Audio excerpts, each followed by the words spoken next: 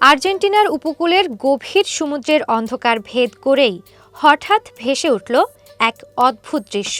মনে হবে যেন পানির নিচে উঠছে এক বিশাল ফ্লাইং সসার।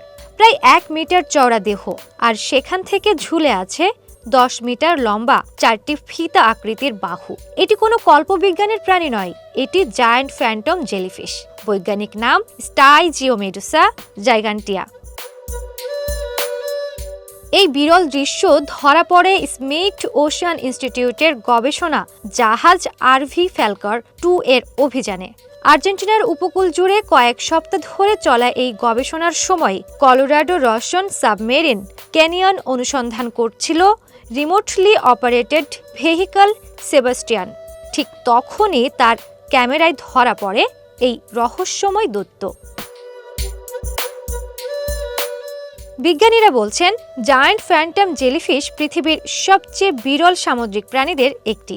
গত 100 বছরেরও বেশি সময়ে মানুষের চোখে পড়েছে মাত্র 118 বার। সাধারণ জেলিফিশের মতো বিষাক্ত সুর নেই এর, বরং এই লম্বা বাহু দিয়েই সে নিঃশব্দে শিকার ধরে।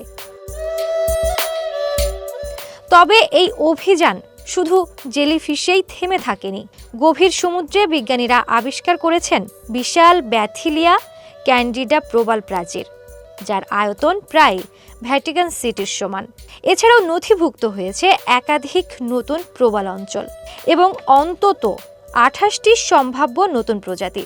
অভিযানের প্রধান বিজ্ঞানী ডক্টর মারিয়া এমিলিয়া ব্রাভো জানান, আর্জেন্টিনার গভীর সমুদ্রে এত বৈচিত্র্য থাকবে তা তারা কল্পনাও করেননি।